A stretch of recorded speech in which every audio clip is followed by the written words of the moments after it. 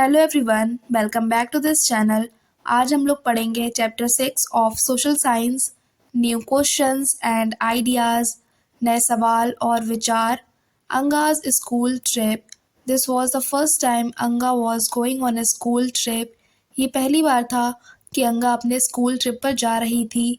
They boarded the train from Pune in Maharashtra late at night to go all the way to Varanasi in Uttar Pradesh. उन सभी लोगों को train से जाना था। उनको रात को पुणे में ट्रेन को पकड़ना था और वहाँ से उनको वाराणसी जाना था। Her mother who came to see her off at the station told the teacher to tell the children about the Buddha and take them to see Sarnath as well. Anga की माँ उसको स्टेशन पर छोड़ने आई थी और उन्होंने उसकी टीचर से कहा कि बच्चों को लॉर्ड बुद्ध जी के बारे में बताना और उसके अलावा उनको सारनाथ भी लेकर जाना। सारनाथ वाराणसी के पास में एक जगह है जहाँ पर लॉर्ड बुद्ध से रिलेटेड काफ़ी सारी चीज़ें हैं। इसके अलावा वहाँ पर एक म्यूज़ियम भी है जहाँ पर आर्कियोलॉजिकल रिमेन्स रखे हुए हैं। The story of the Buddha. Siddhartha, also known as Gautam, the founder of Buddhism, was born about 2500 years ago. Lord Buddha का जो रियल नेम था वो था सिद्धार्थ और उनको गौतम के नाम से भी जाना जाता है। वो बुद्धिज्म के फाउंडर हैं। इसके अलावा उनका जन्म लगभग 2500 साल पहले हुआ था। उनका जन्म लुम्बिनी नाम की एक जगह पर हुआ था जो कि प्रेजेंट डे नेपाल में है। उनका जन्म 563 BC में हुआ था। This was a time of rapid change in the lifes of people. ये एक ऐसा समय था कि लोगों के जीवन में काफ़ी तेज़ी से बदलाव आ रहे थे। As you saw in chapter 5, some kings in the Mahajanapads were growing more powerful. जैसा कि हम लोगों ने चैप्टर 5 में देखा कि महाजनपद के जो राजा थे वो अब ज़्यादा पावरफुल होते जा रहे थे। New cities were developing and life was changing in the villages as well. इसके अलावा काफ़ी सारे नए शहर डेवलप हो रहे थे और जो गांव का जीवन था वो भी काफ़ी तेज़ी से बदल रहा था। Many thinkers were trying to understand these changes in society. और काफ़ी जो thinkers थे वो ये सोच रहे थे, इसको समझने की कोशिश कर रहे थे कि कितने सारे समाज में changes आ रहे हैं। They also wanted to try and find out the true meaning of life. और इसके अलावा वो ट्राई कर रहे थे और ये पता लगा रहे थे कि लाइफ का जो ट्रू मीनिंग है वो क्या है। The Buddha belonged to a small gana known as the Shakya gana and was a क्षत्रिय। जो बुद्ध थे वो एक स्मॉल गण को बिलोंग करते थे जिसको शाक्य गण कहा जाता है। वो एक क्षत्रिय थे, वो क्षत्रिय वंश से आते थे। When he was a young man, he left the comforts of his home in search of knowledge. उन्हें 29 की एज पर अपना घर छोड़ दिया था, अपने सारे कंफर्ट्स छोड़ दिए थे। इन सर्च ऑफ नॉलेज, ज्ञान की तलाश में। He wandered for several years, meeting and holding discussions with other thinkers. और वो काफ़ी सालों तक इधर से उधर घूमते रहे। उन्होंने काफ़ी सारी मीटिंग और डिस्कशंस भी किए दूसरे थिंकर्स के साथ, दूसरे गुरुओं के साथ। He finally decided to find his own path to realization. इसके बाद उन्हें डिसाइड किया कि वो अपना खुद का रास्ता निकालेंगे जिससे वो एक्चुअल लाइफ को समझ सकें कि जीवन क्या है। And meditated for days on and under a peepal tree at बोध गया in बिहार। और उन्होंने एक पीपल के पेड़ के नीचे बैठकर वहाँ पर मेडिटेशन किया, काफ़ी दिनों तक किया, जो कि बिहार में एक जगह है बोध गया वहाँ पर। वेयर ही अटेंड इनलाइटनमेंट, जहाँ पर उनको सुप्रीम नॉलेज मिली, उनको ज्ञान मिला। After that he was known as the Buddha और द वाइज वन। उसके बाद से ही लोग उनको बुद्ध बुलाने लगे। He then went to Sarnath near Varanasi where he taught for the first time. उसके बाद वो सारनाथ गए जो कि वाराणसी के पास में एक जगह है जहाँ पर उन्होंने पहली बार अपना उपदेश दिया। He spent the rest of his life traveling on foot, going from place to place, teaching pupil till he passed away at Kushinara.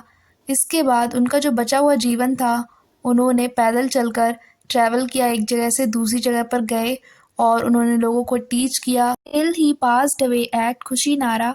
Kushinara को कुशीनगर भी कहते हैं जो कि प्रेजेंट डे उत्तर प्रदेश में है। वहाँ पर बुद्ध जी को महापरिनिर्वाण प्राप्त हुआ, वहाँ पर उनको मुक्ति मिल गई थी। The Buddha taught that life is full of suffering and unhappiness. Lord Buddha ने बताया कि जो लाइफ है, जो जीवन है, वो काफ़ी पीड़ाओं से भरा हुआ है और इसमें काफ़ी सारे दुख हैं। This is caused because we have cravings and desires which often cannot be fulfilled. और इसकी वजह भी उन्होंने बताई है कि ये हमारी इच्छाओं की वजह से हैं, क्योंकि कभी कभार वो सभी इच्छाएं हमारी पूरी नहीं होती हैं। Sometimes even if we get what we want, we are not satisfied and want even more or want other things.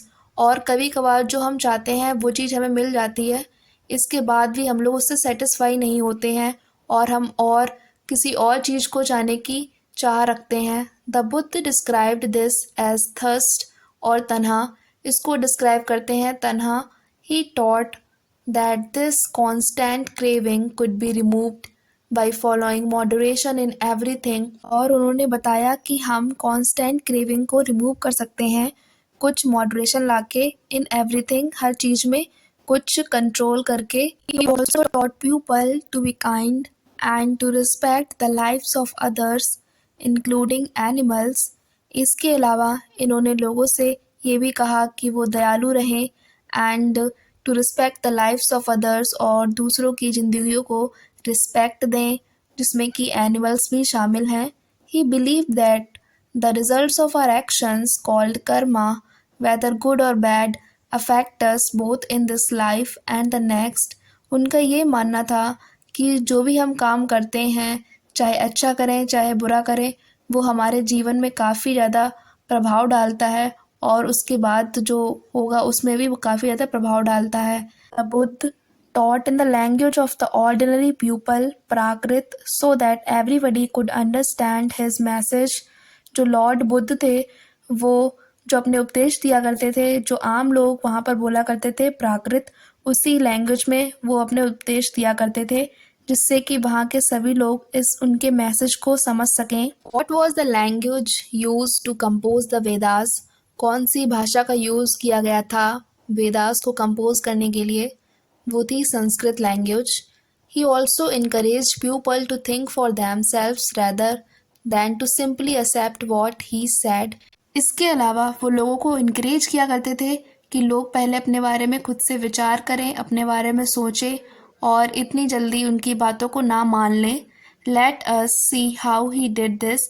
आगे हम लोग देखेंगे कि उन्होंने ये सब कैसे किया। यहाँ पर एक इमेज दिख रही है, द स्टूपा एट सारनाथ। ये एक स्टूपा है जो कि सारनाथ में है। This building known as a stupa was built to mark the place where the Buddha first taught his message. ये इसलिए बनाया गया है कि वहाँ पर मार्क कर सकें उस प्लेस को, क्योंकि वहाँ पर उन्होंने पहली बार उपदेश दिया था। You will learn more about stupas in chapter 11। Chapter 11 में हम लोग स्टूपास के बारे में और भी चीज़ें पढ़ेंगे। The story of Kisa Gautami. Here is a famous story about the Buddha. ये काफ़ी फेमस स्टोरी है लॉर्ड बुद्ध के बारे में। Once there was a woman named Kisa Gautami. एक वुमैन थी जिसका नाम था किसा Gautami, whose son had died, जिसके बेटे की मृत्यु हो गई थी। She was so sad that she roamed through the streets of the city carrying the child with her. वो इतनी ज़्यादा दुखी थी कि वो अपने बेटे को अपनी गोद में लेकर इधर से उधर सड़कों पर घूम रही थी, asking for help to bring him back to life, और सभी लोगों से मदद मांग रही थी कि उसके बेटे का जीवन वापस आ जाए।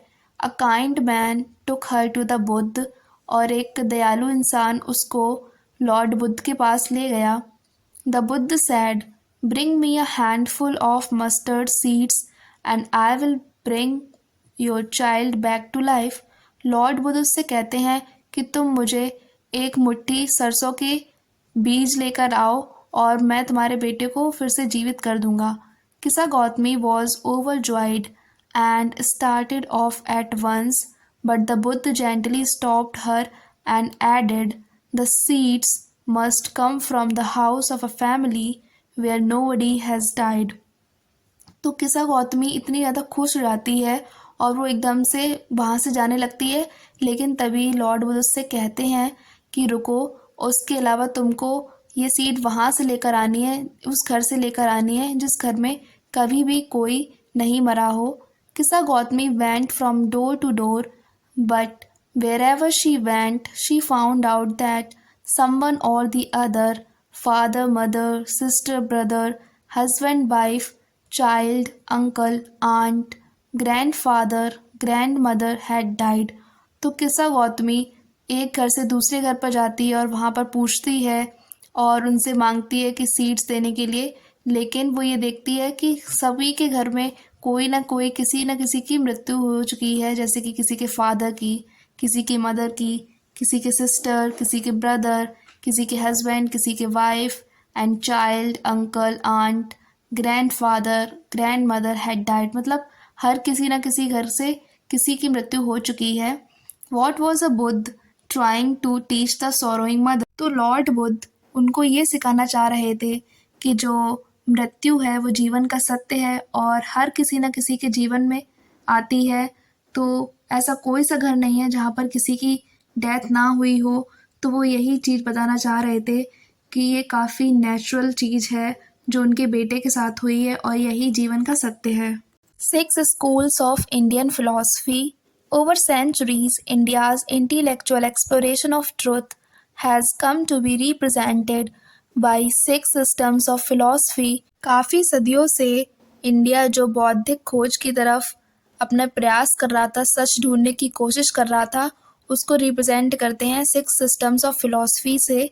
These are known as वैशेषिक, न्याय, संख्या, योग, पूर्व मीमांसा एंड वेदांत और उत्तर मीमांसा। These 6 systems of philosophy are said to have been founded by sages Konad, Gautam, Kapil, Patanjali, Jaimini and Vyas respectively। ऐसा कहा जाता है कि ये जो 6 systems हैं फिलॉसफी के, उनको अलग अलग ऋषियों ने फाउंड किया है, जैसे कि वैशेषिक को कोनार्ड सेज ने, न्याय को गौतम सेज ने, संख्या को कपिल सेज ने, योग को पतंजलि सेज ने, पूर्व मीमांसा को जैमिनी सेज ने एंड लास्ट वेदांत और उत्तरा मीमांसा को व्यास सेज ने फाउंड किया है। These philosophies still guide scholarly discourse in the country। आज भी इन फिलॉसफी का यूज़ किया जाता है पूरी कंट्री में। जो स्कॉलर्स हैं, जो विद्वान लोग हैं, वो इसका यूज़ करते हैं अपने लेक्चर्स में, जो भी वो डिस्कोर्स प्रोवाइड करते हैं उसमें। German born British Indologist Friedrich Max Müller has observed that the 6 systems of philosophy were developed over many generations with contributions made by individual thinkers। Friedrich Max Muller, जिनका जन्म Germany में हुआ था, लेकिन वो एक ब्रिटिश इंडोलॉजिस्ट थे। Indologist यानी वो लोग जिन्होंने इंडियन लिटरेचर को पढ़ा हो, उसकी हिस्ट्री को पढ़ा हो और फिलॉसफी को पढ़ा हो। उन्होंने ये ऑब्ज़र्व किया कि जो 6 systems हैं फिलॉसफी के, उनको डेवलप होने में काफ़ी सारी जनरेशन्स लग गई और अलग अलग इंडिविजुअल थिंकर्स ने इसमें अपना कंट्रीब्यूशन दिया है।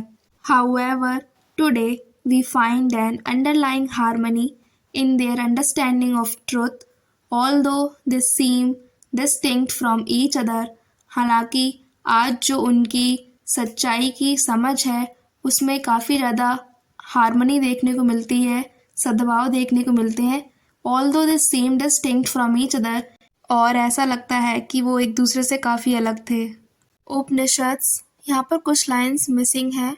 Around the time that the Buddha was preaching and perhaps a little earlier, other thinkers also tried to find answers to philosophical questions। ये उस टाइम की बात है जिस टाइम पर लॉर्ड बुद्ध अपने उपदेश दिया करते थे, या फिर उससे कुछ समय पहले जो दूसरे विद्वान थे वो कुछ फिलोसफिकल क्वेश्चंस के आंसर को ढूंढ रहे थे, जैसे कि some of them wanted to know about life after death, जिसमें कि कुछ ये जानने की कोशिश कर रहे थे कि मरने के बाद की जो लाइफ होती है वो कैसी होती है।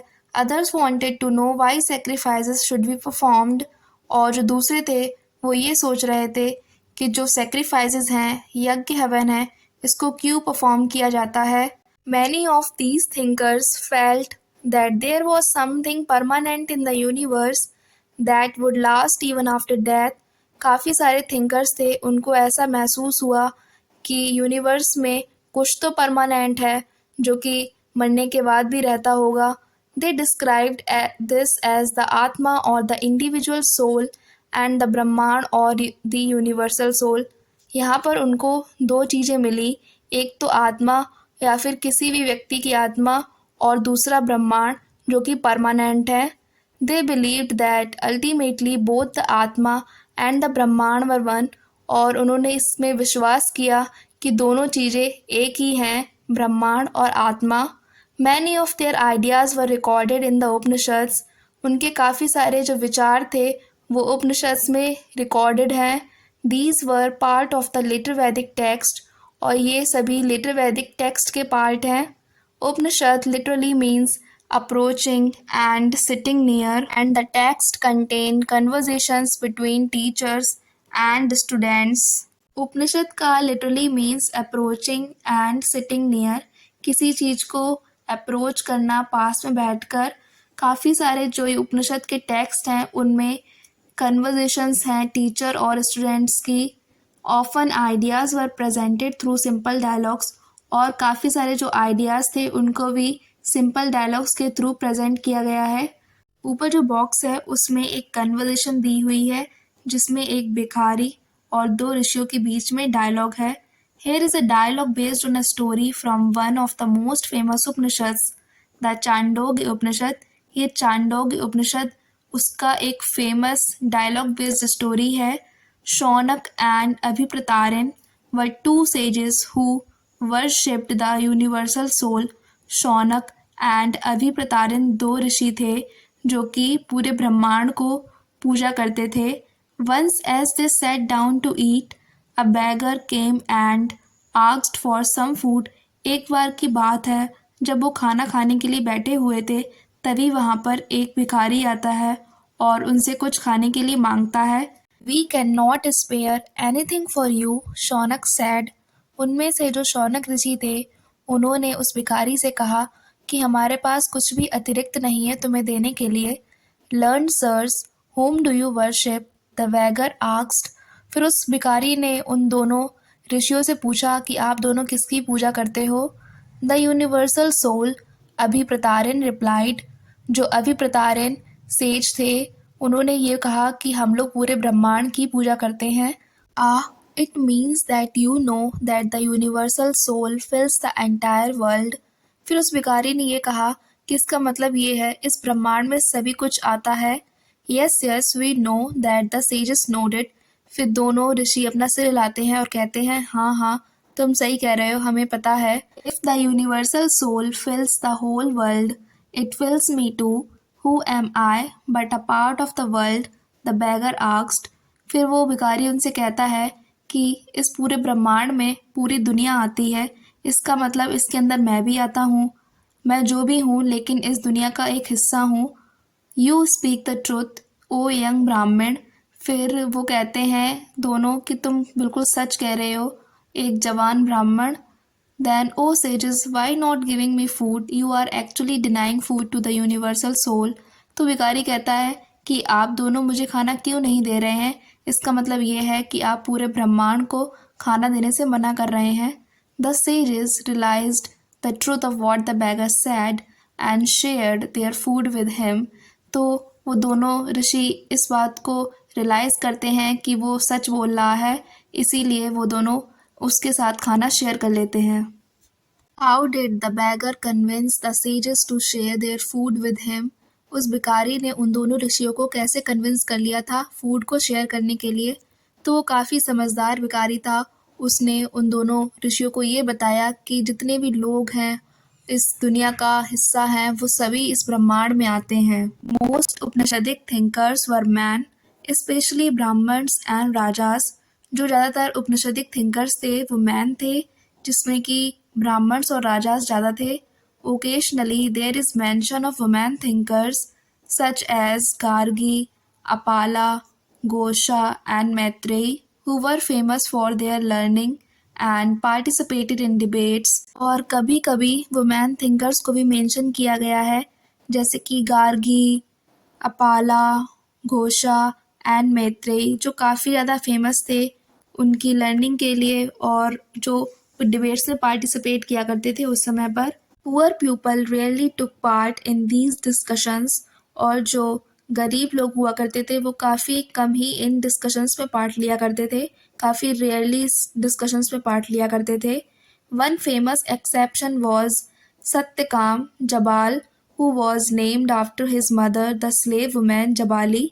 लेकिन यहाँ पर एक एक्सेप्शन है, वो है सत्यकाम जाबाल, जिनका नाम उनकी माता के नाम के बाद पड़ा, जो कि एक दासी औरत थी जो कि थी Jabali. He had a deep desire to learn about reality. उनको काफ़ी अंदर से एक इच्छा थी कि वो चीज़ों को पढ़ें और इस रियलिटी के बारे में जानें। Was accepted as a student by a Brahmin teacher named Gautam and became one of the best known thinkers of the time. उनको एक ब्राह्मण टीचर ने एक्सेप्ट कर लिया था एज ए स्टूडेंट, जिनका नाम गौतम था, और वो उस टाइम पर सबसे बेस्ट नोन थिंकर बने। Many of the ideas of the Upanishads were later developed by the famous thinker Shankaracharya, about whom you will read in class 7th। और काफ़ी सारे जो विचार थे उपनिषद के वो बाद में डेवलप हुए, जो काफ़ी फेमस थिंकर थे शंकराचार्य, उनके द्वारा। उनके बारे में हम लोग आगे वाले चैप्टर 7th में पढ़ेंगे। आज के लिए बस इतना ही, आगे का पार्ट दूसरे लेक्चर में कवर करेंगे।